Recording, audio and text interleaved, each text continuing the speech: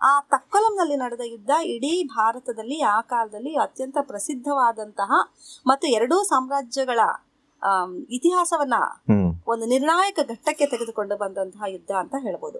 ಈ ಶಾಸ್ತ್ರ ಎಷ್ಟು ಚೆನ್ನಾಗಿ ಸೊಗಸಾಗಿ ಆ ಸಾಲುಗಳನ್ನ ವರ್ಣನೆ ಮಾಡುತ್ತೆ ಅಂತಂದ್ರೆ, ಕನ್ನಡ ದೇವಂ ಚೋಳನಂ ಕಾದು ಒಂದು ಭೂತುಗಂ ರಾಜಾದಿತ್ಯನಂ ಬಿಸುಗೆಯೇ ಕಳನಾಗಿರೆ ಸುರಗಿರಿದು ಕೊಂದು ಬನವಸೆ ಪನ್ನಿರ್ಚಾಸಿರಮುಂ ಬೆಳ್ವೊಲ ಮೂನೂರುಂ ಪುಲಿಗೆರೆ ಮೂನೂರುಂ ಕಿಸುಕಾಡೆಳ್ಪತ್ತುಂ ಬಾಗಿನಾಡೆಳ್ಪತ್ತುಂ ಮೆಚ್ಚುಗೊಂಡಂ.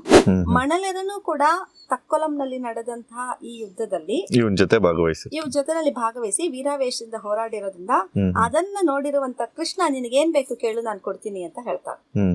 ಇವನ್ ಏನ್ ಬೇಕಾದ್ರೂ ಕೇಳ್ಬೋದಿತ್ತು, ಆದ್ರೆ ಇವನ್ ಕೇಳುವಂತದ್ದು ರಾಜನ ಹತ್ರ ಇರುವಂತ ಕಾಳಿ ಎನ್ನುವಂತ ಒಂದು ನಾಯಿ.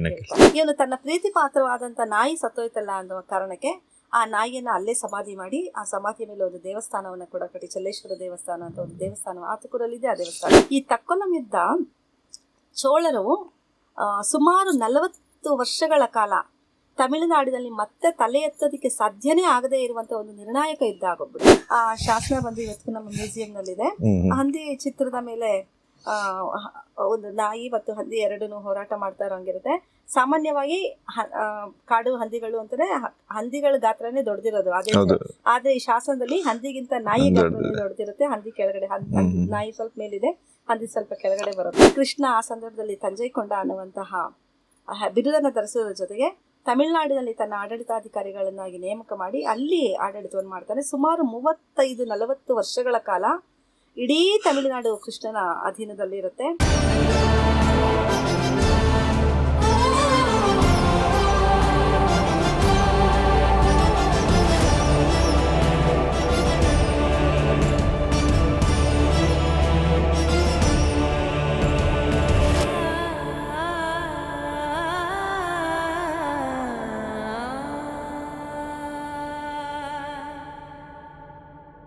ಎರಡನೇ ಕೃಷ್ಣ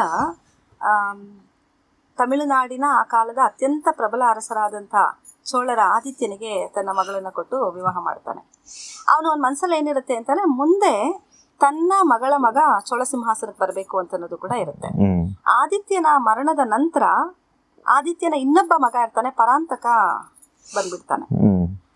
ಅದು ಎರಡನೇ ಕೃಷ್ಣನಿಗೆ ಇಷ್ಟ ಆಗದೆ ಏನ್ ಮಾಡ್ತಾನೆ, ಕನ್ನಡ ದೇವನ ಸಹಾಯಕ್ಕೋಗಿ ಯುದ್ಧ ಮಾಡೋದಕ್ಕೆ ಹೋಗ್ತಾರೆ. ಆ ಯುದ್ಧ ಹೆಚ್ಚು ಅವರಿಗೆ ಬೆಂಬಲವನ್ನ ನೀಡೋದಿಲ್ಲ. ಆದ್ರೆ ಅದಕ್ಕೆ ಅಂತ ಅಂದ್ಬಿಟ್ಟು ಸಂಪೂರ್ಣವಾಗಿ ಸೋತು ಹೋಗೋದಿಲ್ಲ ರಾಷ್ಟ್ರಕೂಟರು.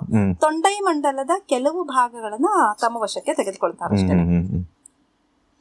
ಸ್ವಲ್ಪ ದಿನಗಳ ನಂತರ, ಅಂದ್ರೆ ಒಂದು 10 ವರ್ಷಗಳ ನಂತರ ಮೂರನೇ ಕೃಷ್ಣ ಮತ್ತೆ ಅಧಿಕಾರಕ್ಕೆ ಬರ್ತಾನಲ್ಲ, ಆ ಸಂದರ್ಭದಲ್ಲಿ ಪರಾಂತಕ ಮತ್ತು ಮೂರನೇ ಕೃಷ್ಣನಿಗೆ ಮತ್ತೆ ಯುದ್ಧಗಳು ನಡೆಯುತ್ತೆ.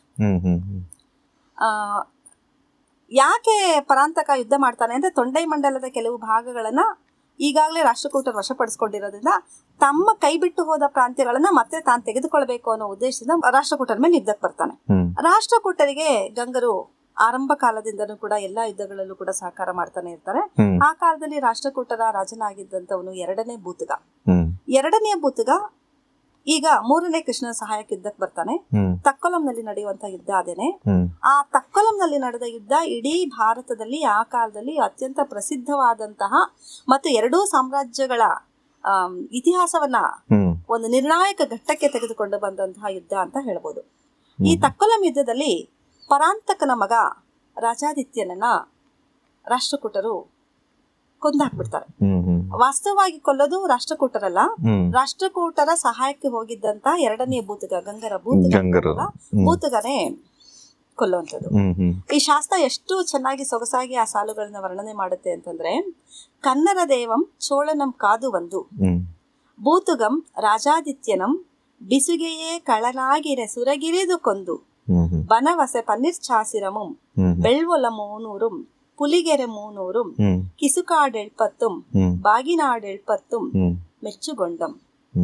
ಅಂದ್ರೆ ಭೂತಗನಿಗೆ ಎರಡನೆಯ ಕೃಷ್ಣ ತನ್ನ ಅಧೀನದಲ್ಲಿದ್ದಂತಹ ರಾಷ್ಟ್ರಕೂಟರ ಅಧೀನಕ್ಕೆ ಸೇರಿದ್ದಂತಹ ಬನವಾಸಿ 12,000 ಮತ್ತು ಪುಲಿಗೆರೆ 300 ಈ 12,000 ಮತ್ತು 300 ಇವೆಲ್ಲ ಏನನ್ನ ಸೂಚಿಸುತ್ತವೆ ಅಂತಂದ್ರೆ, ಆಯಾ ಪ್ರಾಂತ್ಯಗಳಲ್ಲಿದ್ದ ಹಳ್ಳಿಗಳ ಸಂಖ್ಯೆಯನ್ನು. ನಾವು ಗಂಗರ ಬಗ್ಗೆ ನೋಡುವ ಸಂದರ್ಭದಲ್ಲೂ ಕೂಡ ಆರಂಭದಲ್ಲಿ ಗಂಗವಾಡಿ ಅರುಸಾಸಿರ ಅಂತ ಕೇಳ್ತೀವಿ. ಅಂದ್ರೆ ಗಂಗವಾಡಿಯಲ್ಲಿದ್ದಂತ ಒಟ್ಟು ಹಳ್ಳಿಗಳ ಸಂಖ್ಯೆ 6,000 ಹಳ್ಳಿಗಳ ಪ್ರಾಂತ್ಯ. ಆದ್ರೆ ಗಂಗರ ಕಡೆಯ ದಿನಗಳಲ್ಲಿ ಅವರ ಸಾಮ್ರಾಜ್ಯ ಉಚ್ಛಾಯ ಸ್ಥಿತಿಯಲ್ಲಿದ್ದಂತ ಸಂದರ್ಭದಲ್ಲಿ ಗಂಗವಾಡಿ 96,000 ಹೇಳ್ತೀವಿ. ಹೌದು, ಅಂದ್ರೆ 96,000 ಹಳ್ಳಿಗಳು ಗಂಗವಾಡಿಯ ಅಧೀನದಲ್ಲಿ ಇರ್ತಾ ಇದ್ವು. ಈ ಹಳ್ಳಿಗಳ ಆದಾಯವೇ ಅವರಿಗೆ ಮುಖ್ಯವಾಗಿರ್ತಾ ಇತ್ತು. ಹಾಗಾಗಿನೇ ಎಷ್ಟು ಹಳ್ಳಿಗಳಿದ್ವು ಅಂತ ಹೇಳ್ಕೊಡ್ತಾ ಇದ್ದಿದ್ದು. ಇದು ರಾಷ್ಟ್ರಕೂಟರು ತಮ್ಮ ಅಧೀನದಲ್ಲಿದ್ದಂತ ಈ ಪ್ರಾಂತ್ಯವನ್ನ ಬಳುವಳಿಯಾಗಿ ಯಾರಿಗೆ ನಮ್ಗೀಗ ಹಂಗೋದ್ರೆ ಈ ಗಂಗರು ಈ ಕಾಲಕ್ಕೆ ಹತ್ತತ್ರ 96,000 ಇದಾರೆ ಅಂತ ಅನ್ಕೋಬಹುದು. ಸೊ ನಾವು ರಾಷ್ಟ್ರಕೂಟರನ್ನ ಈಗ ಸಪ್ತಾರ್ಧ ಲಕ್ಷ ಅಂತ ಹೆಂಗೆ ಹೇಳ್ತಾರೆ, ಆತರ 7.5 ಲಕ್ಷ ಹಳ್ಳಿಗಳು ಸೇರಿದಂತ ಒಂದು ಸಾಮ್ರಾಜ್ಯ ರಾಷ್ಟ್ರಕೂಟರದಾಗಿತ್ತು. ರಾಷ್ಟ್ರಕೂಟರು ಸಾಮ್ರಾಟರಾಗಿದ್ದವರು, ಗಂಗರು ಸಾಮ್ರಾಟರಾಗಿರ್ಲಿಲ್ಲ ಕರ್ನಾಟಕದಲ್ಲಿ. ಅವರು ಸ್ವಲ್ಪ ದಿನಗಳ ಕಾಲ ರಾಷ್ಟ್ರಕೂಟರ ಅಧೀನದಲ್ಲಿದ್ರು, ಚಾಳುಕ್ಯರ ಅಧೀನದಲ್ಲೂ ಕೂಡ ಇರ್ತಾರೆ. ಮಂಡಲೇಶ್ವರರು ಅಂತ ಅನ್ನಿಸ್ಕೊಂಡಿದ್ರು ಕೂಡ ಸಾಮ್ರಾಜ್ಯಾಧಿಪತಿಗಳಾಗೋದಕ್ಕೆ ಗಂಗರಿಂದ ಸಾಧ್ಯ ಆಗೋದಿಲ್ಲ. ಆದ್ರೆ ಆ ಕಾಲದಲ್ಲಿ ನಡೆದಂತ ಕರ್ನಾಟಕದ ನಿರ್ಣಾಯಕವಾದ ಬಹಳಷ್ಟು ಯುದ್ಧಗಳಲ್ಲಿ ಭಾಗವಹಿಸಿ ಕರ್ನಾಟಕದ ಇತಿಹಾಸದ ಚಿತ್ರಣ ಬದಲಾಗೋದಕ್ಕೆ ಅವರು ಕಾರಣಕರ್ತರಾಗಿರುವಂತದ್ದು ನಿಜಾನೇ. ಈ ಯುದ್ಧದಲ್ಲಿ ಇನ್ನೊಂದು ಕುತೂಹಲಕಾರಿಯಾದಂತ ಅಂಶ ಏನು ಅಂತಂದ್ರೆ, ಬೂತುಗ 3ನೇ ಕೃಷ್ಣನಿಗೆ ಸಹಾಯ ಮಾಡಿದ್ದಾನೆ. ಆದ್ರೆ ಬೂತುಗನ ಹತ್ರ ಒಬ್ಬ ಸೇನಾನಿ ಇದ್ದಾನೆ. ಸೇನಾನಿಯ ಹೆಸರು ಮಣಲೆರನು ಕೂಡ ತಕ್ಕೊಲಂನಲ್ಲಿ ನಡೆದಂತಹ ಈ ಯುದ್ಧದಲ್ಲಿ ಇವನ್ ಜೊತೆನಲ್ಲಿ ಭಾಗವಹಿಸಿ ವೀರಾವೇಶದಿಂದ ಹೋರಾಡಿರೋದ್ರಿಂದ ಅದನ್ನ ನೋಡಿರುವಂತ ಕೃಷ್ಣ, ನಿನಗೇನ್ ಬೇಕು ಕೇಳು, ನಾನು ಕೊಡ್ತೀನಿ ಅಂತ ಹೇಳ್ತಾನೆ. ಇವನ್ ಏನ್ ಬೇಕಾದ್ರೂ ಕೇಳ್ಬೋದಿತ್ತು. ಆದ್ರೆ ಇವನ್ ಕೇಳುವಂತದ್ದು ರಾಜನ ಹತ್ರ ಇರುವಂತ ಕಾಳಿ ಎನ್ನುವಂತ ಒಂದು ನಾಯಿ. ಆ ನಾಯಿ ಒಂದು ಬೇಟೆ ನಾಯಿ ಅಥವಾ ಯುದ್ಧದಲ್ಲಿ ಚೆನ್ನಾಗಿ ತರಬೇತಿಯನ್ನ ಪಡ್ಕೊಂಡಿದ್ದಂತ ನಾಯಿ. ಇವನ್ ತುಂಬಾ ದಿನಗಳಿಂದ ಆ ನಾಯಿಯನ್ನ ನೋಡ್ತಾ ಇದ್ದ ಅನ್ಸುತ್ತೆ. ನಾಯಿ ಮೇಲೆ ಆಸೆ ಆಗ್ಬಿಟ್ಟಿದೆ. ಹಾಗಾಗ್ಬಿಟ್ಟು ರಾಜರ ಹತ್ರ ನಾಯಿ ಕೊಡು ಅಂತ ಕೇಳಿದ್ದೆ. ರಾಜ ಅವನಿಗೆ ನಾಯಿಯನ್ನು ಕೊಡ್ತಾನೆ. ಎರಡನೇದಾಗಿ ಬೂತುಗನು ಕೂಡ ತನ್ನ ಸೇನಾನಿಯಾದಂತ ಮಣಲರನಿಗೆ ಆತುಕೂರು 12 ಮತ್ತು ಕಾಡೆಯೂರು ಅನ್ನುವಂತ ಇನ್ನೊಂದು ಊರನ್ನು ಕೂಡ ಬಳುವಳಿಯನ್ನಾಗಿ ಅಥವಾ ಗಿಫ್ಟ್ ಅನ್ನಾಗಿ ಕೊಡೋದನ್ನ ನೋಡ್ತೀವಿ. ಆದ್ರೆ ಆತುಕೂರು ಶಾಸನ ಹಾಕ್ಸಿರುವಂತದ್ದು ತಕ್ಕೊಲಂ ಯುದ್ಧ ನಡೆದ ಸಂದರ್ಭದಲ್ಲ. ತಕ್ಕೊಲಂ ಯುದ್ಧ ನಡೆದ ಸುಮಾರು ವರ್ಷಗಳ ನಂತರ ಆ ನಾಯಿಯನ್ನ ಯಾವ್ದೋ ಒಂದು ಬೇಟೆಗೆ ಕಾಡಿಗೆ ಕರ್ಕೊಂಡು ಹೋದಾಗ ಒಂದು ಹಂದಿ ಮತ್ತು ಈ ನಾಯಿಗೆ ಹೋರಾಟ ನಡೆಯುತ್ತೆ. ಹಂದಿ ಮತ್ತು ನಾಯಿ ಎರಡು ಒಂದಕ್ಕೊಂದು ಹೊಡೆದಾಡ್ಕೊಂಡು ಎರಡು ಸತ್ತೋಗ್ಬಿಡುತ್ತೆ. ಇವನು ತನ್ನ ಪ್ರೀತಿ ಪಾತ್ರವಾದಂತ ನಾಯಿ ಸತ್ತೋಯ್ತಲ್ಲ ಅನ್ನುವ ಕಾರಣಕ್ಕೆ ಆ ನಾಯಿಯನ್ನ ಅಲ್ಲೇ ಸಮಾಧಿ ಮಾಡಿ ಆ ಸಮಾಧಿಯ ಮೇಲೆ ಒಂದು ದೇವಸ್ಥಾನವನ್ನ ಕೂಡ ಕಟ್ಟಿ, ಚಲ್ಲೇಶ್ವರ ದೇವಸ್ಥಾನ ಅಂತ ಒಂದು ದೇವಸ್ಥಾನ ಆತುಕೂರಲ್ಲಿದೆ. ಆ ದೇವಸ್ಥಾನ ಚಲ್ಲೇಶ್ವರ ದೇವಸ್ಥಾನ, ಒಂದು ನಾಯಿಗೆ ಮಾಡಿರುವಂತಹ ಒಂದು ಸಮಾಧಿ, ವೀರಗಲ್ಲು ನಾಯಿಗೆ ಕಟ್ಟಿರುವಂತಹ ಒಂದು ವೀರಗಲ್ಲು ಪ್ರೀತಿ ಪಾತ್ರವಾದಂತ ನಾಯಿ ಮಾಡಿದ ಸ್ಮಾರಕವಾಗಿ ಆತುಕೂರಿನಲ್ಲಿ ಆ ಚಲ್ಲೇಶ್ವರ ದೇವಾಲಯವನ್ನು ನಿರ್ಮಾಣ ಮಾಡಿ, ಆ ಚಲ್ಲೇಶ್ವರ ದೇವಾಲಯದಲ್ಲಿ ದಿನನಿತ್ಯದ ಪೂಜೆಗಳು ಕೂಡ ನಡಿಬೇಕು ಅಂತ ಹೇಳ್ಬಿಟ್ಟು ಒಬ್ಬ ಪೂಜಾರಿಯನ್ನ ನೇಮಕ ಮಾಡಿ ಆ ಪೂಜಾರಿಗೆ ಮತ್ತು ದೇವಾಲಯಕ್ಕೆ ಬೇಕಾದಂತ ಕೆಲವು ದತ್ತಿ ದಾನಗಳನ್ನ ಕೂಡ ಕೊಟ್ಟಿದ್ದಾನೆ. ಹಾಗಾಗಿ ಆತಕೂರು ಶಾಸನ ಹೇಳೋದಿಕ್ಕೆ ಹೊರಡುವಂತದ್ದು ನಾಯಿಗೋಸ್ಕರ ಕಟ್ಟಿಸುವಂತ ವೀರಗಲ್ಲಿನ ವಿಷಯ ಪ್ರಸ್ತಾಪ ಮಾಡಬೇಕದು. ಆದ್ರೆ ಪ್ರಾಸಂಗಿಕವಾಗಿ ತಕ್ಕೊಲಂನಲ್ಲಿ ನಡೆದಂತ ಯುದ್ಧದ ವಿಷಯವನ್ನ ಕೂಡ ಇದು ತೆಗೆದುಕೊಂಡು ಬರುತ್ತೆ. ಅದ್ರದ್ದು ಫ್ಲಾಶ್ ಬ್ಯಾಕ್ ಸ್ಟೋರಿ ಹೇಳೋದಕ್ಕೆ ಯುದ್ಧದ ಘಟನೆಯನ್ನು ಹೇಳಿ ಇಂಥ ಒಂದು ನಾಯಿ ಇಂತ ತುಂಬಾ ಬ್ಯೂಟಿಫುಲ್ ವಿಷಯ. ಆ ಶಾಸನ ಬಂದು ಇವತ್ತು ನಮ್ಮ ಮ್ಯೂಸಿಯಂ ನಲ್ಲಿದೆ. ಹಂದಿ ಚಿತ್ರದ ಮೇಲೆ ಒಂದು ನಾಯಿ ಮತ್ತು ಹಂದಿ ಎರಡನ್ನು ಹೋರಾಟ ಮಾಡ್ತಾ ಇರೋಂಗಿರುತ್ತೆ. ಸಾಮಾನ್ಯವಾಗಿ ಕಾಡು ಹಂದಿಗಳು ಅಂತಾನೆ ಹಂದಿಗಳ ಗಾತ್ರನೇ ದೊಡ್ಡದಿರೋದು. ಆದ್ರೆ ಈ ಶಾಸನದಲ್ಲಿ ಹಂದಿಗಿಂತ ನಾಯಿ ಗಾತ್ರನೇ ದೊಡ್ಡದಿರುತ್ತೆ. ಹಂದಿ ಕೆಳಗಡೆ, ನಾಯಿ ಸ್ವಲ್ಪ ಮೇಲಿದೆ, ಹಂದಿ ಸ್ವಲ್ಪ ಕೆಳಗಡೆ ಬರುತ್ತೆ. ಹಾಗೆ ತನ್ನ ನೆನಪನ್ನ ಮತ್ತು ಪ್ರೀತಿಯನ್ನ ನಾಯಿಗೆ ಮಣಲೆರ ಪ್ರದರ್ಶನ, ಆ ನೆನಪಿಗೆ ಅವನು ಅದಕ್ಕೆ ಅಂತಾನೆ ಒಂದು ವೀರಗಲ್ಲನ್ನ ಹಾಕ್ಸಿದ್ದಾನೆ. ಕರ್ನಾಟಕದಲ್ಲಿ ಹಿಂಗೆ ಪ್ರಾಣಿಗಳ ಸ್ಮಾರಕವಾಗಿನೂ ಕೂಡ ತುಂಬಾ ವೀರಗಲ್ಲುಗಳು ನಾಯಿಗೆ ಮಾತ್ರನೇ ಅಲ್ಲ. ಹೋರಾಟ ಮಾಡೋ ಸಂದರ್ಭದಲ್ಲಿ ಹುಲಿ ಬೇಟೆಯ ವೀರಗಲ್ಲುಗಳನ್ನು ಸಿಗುತ್ತೆ, ತಿರುಗೋಳು ವೀರಗಲ್ಲುಗಳು ಸಿಗುತ್ತೆ. ಅದೆಲ್ಲ ಆ ಪ್ರಾಣಿಗಳು ಇವರಿಗೆ ಎಷ್ಟು ಪ್ರೀತಿಯಿಂದ ಒಂದು ತನ್ನ ಹತ್ರ ಇದ್ದಂತ ಹಸುವನ್ನ ಹಿಂದಕ್ಕೆ ಪರ್ಕೊಂಡ್ ಬರೋದಕ್ಕೋಸ್ಕರ ಅವ್ನು ಹೋರಾಟ ಮಾಡಿ ಪ್ರಾಣವನ್ನೇ ಕಳ್ಕೊಳ್ತಾನೆ ಅಂತಂದ್ರೆ ಎಷ್ಟು ಹಸುವಿನ ಮೇಲೆ ಎಷ್ಟು ಅವ್ನ ಪ್ರೀತಿ ಇಟ್ಟಿರ್ಬೋದು ಅಂತ ನೋಡಿ. ಪ್ರಾಣಿಗಳ ಮೇಲೆ ದಯೆ ಮತ್ತು ಪ್ರೀತಿಯನ್ನು ತೋರಿಸುವಂತಹ ಹಲವಾರು ಶಾಸನಗಳನ್ನ ನಾವು ಕರ್ನಾಟಕದ ತುಂಬಾ ಕಡೆಗಳಲ್ಲಿ ನೋಡೋದಕ್ಕೆ ಸಾಧ್ಯ ಇದೆ. ಸರ್, ಈಗ ಇಲ್ಲಿ ನಾವು ಹೇಳೋದಕ್ಕೆ ಬಂದಿರುವಂತದ್ದು ಈ ತಕ್ಕೊಲಂ ಯುದ್ಧದ ಬಗ್ಗೆ.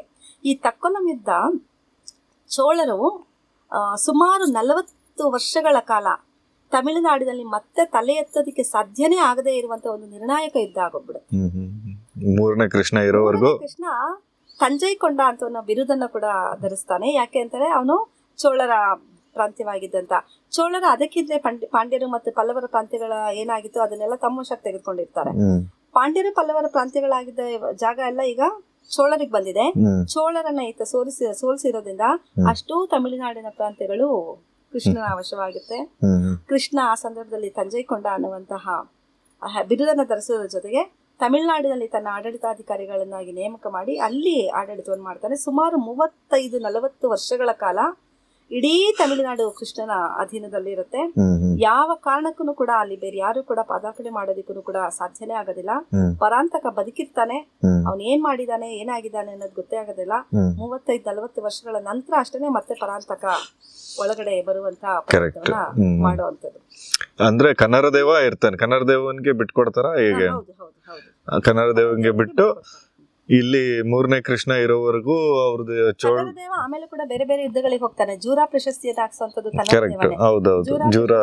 ದೇವನ ಬಿರುದಾವಳಿಗಳನ್ನೇ ಹೇಳುವಂತ, ಆತನ ವ್ಯಕ್ತಿತ್ವವನ್ನ ವರ್ಣನೆ ಮಾಡುವಂತ, ಆತನ ಸಚ್ಚಾರಿತ್ರ್ಯವನ್ನ ನಮಗೆ ತಿಳಿಸ್ಕೊಡುವಂತ ಒಂದು ಪ್ರಶಸ್ತಿ ಶಾಸನ. ಅದ್ರಲ್ಲಿ ಯುದ್ಧದ ಬಗ್ಗೆ ಏನೋ ಮಾಹಿತಿಗಳು ಅವೆಲ್ಲ ಹೆಚ್ಚಾಗಿ ಬರೋದಿಲ್ಲ. ಅವನು ಪರನಾರಿ ಸೋದರನಾಗಿದ್ದ, ನಮ್ಗೆ ಇವತ್ತು ವೆರಿ ಪಾಪ್ಯುಲರ್ ಕಾಣಿಸುವಂತದ್ದಲ್ವಾ ಅದು.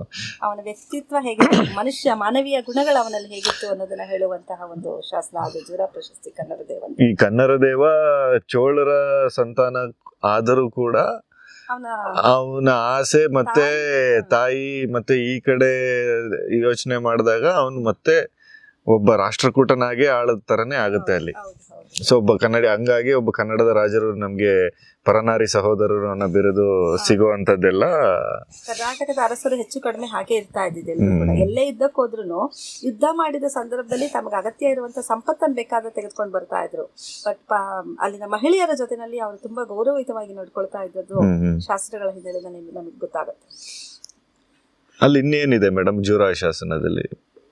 ಜೂರ ಶಾಸನ ಸಂಪೂರ್ಣ ಕದನೈ ಅವನ ಪ್ರತಾಪವನ್ನು ವರ್ಣನೆ ಮಾಡೋದು, ಪರಾಕ್ರಮವನ್ನು ಹೇಳೋದು, ಕದನೈಕ ಸೂದ್ರಕ ಮತ್ತು ಅವನು ಸುರುಗಿ ಕತ್ತಿ ಇದೆಯಲ್ಲ, ಕತ್ತಿಯನ್ನ ಹಿಡ್ಕೊಂಡು ಹೋರಾಟ ಮಾಡೋದಲ್ಲಿ ಪರಿಣಿತನಾಗಿದ್ದ ಅನ್ನುವಂತ ಮಾಹಿತಿಗಳು ಬರುತ್ತೆ. ಆತನ ವ್ಯಕ್ತಿತ್ವವನ್ನು ಹೇಳುವಂತ ಕನ್ನಡ ದೇವನ ಬಗ್ಗೆ ಹೇಳುವಂತದ್ದು. ಸೊ ಹಾಗಾದ್ರೆ ಆ ಕಾಲಘಟ್ಟದಲ್ಲಿ 3ನೇ ಕೃಷ್ಣ ಮತ್ತೆ ಕನ್ನಡ ದೇವ ತುಂಬಾ ದೊಡ್ಡ ಮಟ್ಟದಾಗಿ ರೂಲ್ ಮಾಡಿರುವಂತವ್ರು. ಸೊ ಅವ್ರ ಹಿಂದೆ ಇದ್ದಂತ ಒಂದು ಕಥೆಯಲ್ಲಿ ಒಂದು ಕಾಳಿನ ನಾಯಿ, ಅದಕ್ಕೊಂದು ವೀರಗಲ್ಲು. ಸೊ ಅಷ್ಟು ದೊಡ್ಡ ರಾಜನ ಒಂದು ನಾಯಿ ಅದು.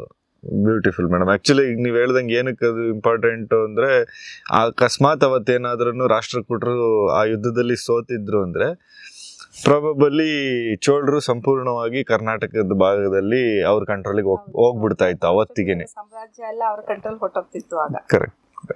ಹಾಗಾಗಿ ತುಂಬಾ ಇಂಪಾರ್ಟೆಂಟ್. ಮಹತ್ವದ ಭಾರತದ ಇತಿಹಾಸದಲ್ಲಿ ನಡೆದಿರುವಂತಹ ಪ್ರಮುಖವಾದ ಯುದ್ಧಗಳಲ್ಲಿ ಆ ತಪ್ಪಲಂ ಯುದ್ಧ ಕೂಡ ನಾವು ಗಮನಿಸಬೇಕು. ಈ ಯುದ್ಧದ ಪರಿಣಾಮವಾಗಿ ಪರಾಂತಕ ಏನ್ ಮಾಡ್ತಾನೆ, ಒಂದು 30-35 ವರ್ಷ ಸುಮ್ಮನೆ ಇರ್ತಾನಲ್ಲ, ಕಡೆಗೆ ಆತ ಹಾಸನ, ಕೊಡಗು ಈ ಕಡೆಯಿಂದ ಒಳಗೆ ನುಗ್ಗಿ ತಲಕಾಡನ್ನು ವಶಪಡಿಸ್ಕೊಳ್ತಾ. ಸುಮಾರು ವರ್ಷಗಳ ನಂತರ ಪರಾಂತಕನೇ ಮತ್ತೆ ಬರ್ತಾನೆ. ಬಹುಶಃ 991 ಸುಮಾರಿಗೆ ಆತ ತಲಕಾಡಿನ ಕಡೆಯಿಂದ ಪ್ರವೇಶ ಮಾಡ್ತಾರೆ. ಚೋಳರ ಆರಂಭದಲ್ಲಿ ಬರೋದು ಕೋಲಾರ ಈ ಕಡೆಯಿಂದ ಬರ್ತಾರೆ. 991 ಸುಮಾರಿಗೆ ಪರಾಂತಕನ ಪ್ರವೇಶ ಮಾಡುವಂತದ್ದು ಹಾಸನ, ಮೈಸೂರು, ಚಾಮರಾಜನಗರದ ಕಡೆಗಳಿಂದ ಬರ್ತಾರೆ. ಆವಾಗ ಅವನು ತುಂಬಾ ಪ್ರಬಲವಾದಂತಹ ಒಂದು ಸೈನ್ಯವನ್ನ ಕಟ್ಕೊಂಡಿರ್ತಾನೆ. ಸೈನ್ಯವನ್ನ ಕಟ್ಕೊಂಡು ಇಡೀ ಗಂಗವಾಡಿಯನ್ನು ವಶಪಡಿಸ್ಕೊಳ್ತಾನೆ. ಅವನಿಗೆ ರಾಷ್ಟ್ರಕೂಟರಿಗಿಂತ ಹೆಚ್ಚು ಸಿಟ್ಟು ಗಂಗರ ಮೇಲೆ. ಯಾಕೆ ಅಂತಂದ್ರೆ ಯುದ್ಧದಲ್ಲಿ ರಾಜಾದಿತ್ಯನ ಕೊಂದವನು ಗಂಗರ ಬುತ್ತಗ, ಮತ್ತು ರಾಷ್ಟ್ರಕೂಟರು ಆ ಯುದ್ಧದಲ್ಲಿ ಜಯಗಳಿಸೋದಕ್ಕೆ ಕಾರಣವಾಗಿದ್ದಂತವರು ಕೂಡ ಗಂಗರ ಸೈನಿಕರು, ಗಂಗರ ಸೈನ್ಯವೇನ. ಹಾಗಾಗಿ ರಾಷ್ಟ್ರಕೂಟರಿಗಿಂತ ಹೆಚ್ಚು ಅವನಿಗೆ ಕೋಪ ಗಂಗರ ಮೇಲೆ ಇದ್ದದ್ದು ಗಂಗರ ಮೇಲೆ ದ್ವೇಷ ಇದ್ದಿದ್ದು ಗಂಗರ ಮೇಲೆ. ಹಾಗಾಗಿ ಗಂಗರನ್ನ ನಾಶ ಮಾಡ್ಬೇಕು ಅಂತಾನೆ ಅವನು ಹೊರಟು ಬರ್ತಾನೆ. ಬಂದವನು ತಲಕಾಡಿನ ಕಡೆಯಿಂದನೇ, ಅದೇ ಚಾಮರಾಜನಗರದ ಒಳಗಡೆಯಿಂದ ಪ್ರವೇಶ ಮಾಡಿ ತಲಕಾಡನ್ನ ಆಕ್ರಮಣ ಮಾಡ್ಕೊಳ್ತಾನೆ. ಅದ್ರ ನಂತರ ಸುಮಾರು ಮತ್ತೆ ಅವನು ತಲಕಾಡು 35-40 ವರ್ಷಗಳ ಕಾಲ, ಹೆಚ್ಚು ಕಡಿಮೆ ಒಂದು 50 ವರ್ಷಗಳ ಕಾಲ ಕರ್ನಾಟಕದಿಂದ ಇನ್ನು ಚೋಳರು ಹೊರಗಡೆ ಹೋಗೋದಕ್ಕೆ ಸಾಧ್ಯನೇ ಆಗೋದಿಲ್ಲ. ಅಷ್ಟು ಪ್ರಬಲವಾಗಿ ಕರ್ನಾಟಕದಲ್ಲಿ ಚೋಳರ ಸಾಮ್ರಾಜ್ಯವನ್ನ ನೆಲೆ ನಿಲ್ಲಿಸುವಂತಹ ಪ್ರಯತ್ನವನ್ನ ಅವ್ನು ಮಾಡ್ಬೇಕು. ನಿರಂತರವಾಗಿ ಹೋರಾಟಗಳು ನಡೀತಾನೆ ಇರುತ್ತೆ. ಆದ್ರೆ 1004ರಲ್ಲಿ ಗಂಗವಾಡಿ ಸಂಪೂರ್ಣವಾಗಿ ರಾಜರಾಜ ಚೋಳ ಆತನ ವಶಪಡಿಸ್ಕೊಂಡ್ಬಿಡ್ತಾನೆ. ಗಂಗಾ ಸಾಮ್ರಾಜ್ಯದ ಮೇಲೆ ಇವನಿಗೆ ತುಂಬಾ ಸಿಟ್ಟು, ಅಸಹನೆ, ದ್ವೇಷ ಎಲ್ಲ ಇರುತ್ತೆ. ಯಾಕೆಂದ್ರೆ ಈ ಚೋಳ ಸಾಮ್ರಾಜ್ಯವನ್ನ ವಶಪಡಿಸಿಕೊಳ್ಳೋದಿಕ್ಕೆ ರಾಷ್ಟ್ರಕೂಟರಿಗೆ ನೆರವು ನೀಡಿದಂತವರು ಗಂಗರು. ವ್ಯಂಗ್ಯ ಚಾಲುಕ್ಯರು ಬಂದು ಕಲ್ಯಾಣಿ ಚಾಲುಕ್ಯರಿಂದ ಬಿಡುಗಡೆ ಹೊಂದುವಂತ ಒಂದು ಪ್ರಯತ್ನವನ್ನ ಮಾಡ್ತಾ ಇರ್ತಾರೆ. ಇವನೇನ್ ಮಾಡ್ತಾನೆ, ವ್ಯಂಗ್ಯ ಚಾಲುಕ್ಯರ ವಿನಯಾದಿತ್ಯನಿಗೆ ತನ್ನ ಮಗಳಾದ ಕುಂದವಿಯನ್ನ ಕೊಟ್ಟು ಮದುವೆ ಮಾಡಿಸ್ತಾರೆ. ಕಡೆಯಲ್ಲಿ ಬರುವಂತ ಒಬ್ಬ ರಾಜನಿಗೆ ಮಕ್ಕಳೇ ಇರೋದಿಲ್ಲ. ಆವಾಗ ಅವ್ರು ಏನ್ ಮಾಡ್ತಾರೆ, ಈ ಚಾಲುಕ್ಯ ವಂಶದಿಂದ ಬಂದಿರುವಂತ ಒಬ್ಬನನ್ನ ಚೋಳ ವಂಶಕ್ಕೆ ನೇಮಕ ಮಾಡ್ಬಿಡ್ತಾರೆ. ಹಾಗಾಗಿ ಅವನೇ ಕುಲೋತ್ತುಂಗ ಚೋಳ. ತಮಿಳುನಾಡಿನಲ್ಲಿ 300ಕ್ಕಿಂತ ಹೆಚ್ಚು ಕನ್ನಡ ಶಾಸನಗಳಿರುತ್ತೆ. ರಾಜರಾಜ ಚೋಳ ಮತ್ತು 1ನೇ ರಾಜೇಂದ್ರ ಇಬ್ಬರೂ ಕೂಡ ಶ್ರೀಲಂಕಾವನ್ನ ತಮ್ಮ ವಶಪಡಿಸಿಕೊಳ್ತಾರೆ ಮತ್ತು ಕಾಂಬೋಡಿಯಾವನ್ನ ತಮ್ಮ ವಶಪಡಿಸಿಕೊಳ್ತಾರೆ. ಸುಮಾತ್ರ ಜೈನ ಪ್ರಭಾವಕ್ಕೆ ಒಳಗಾಗಿ ವೈಷ್ಣವ ಧರ್ಮಕ್ಕೆ ಸೇರಿದಂತ ರಾಮಾನುಜಾಚಾರ್ಯರು ಮತ್ತು ಅವರ ಸಂಗಡಿಗರಿಗೆ ಕಿರುಕುಳವನ್ನ ಕೊಟ್ಟಿದ್ರಿಂದ ರಾಮಾನುಜಾಚಾರ್ಯ ಅಲ್ಲಿಂದ ಹೊಯ್ಸಳವಾಡಿಗೆ ಬರ್ತಾರೆ.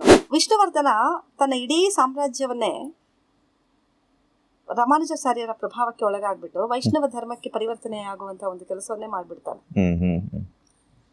ಅಂದ್ರೆ ಹೊರಗಿನಿಂದ ಯಾರು ಬಂದ್ರೂ ಕೂಡ ಧಾರ್ಮಿಕವಾದ ವಿಷಯಗಳಲ್ಲಿ ಅದನ್ನ ಸ್ವೀಕಾರ ಮಾಡುವ ಮನಸ್ಥಿತಿ ಕೂಡ ಕನ್ನಡಿಗರಿಗಿತ್ತು ಅನ್ನೋದನ್ನ ವಿಷ್ಣುವರ್ಧನ ಈ ಮೂಲಕ ತೋರಿಸಿರೋದನ್ನ ನಾವು ಗಮನಿಸಬಹುದು.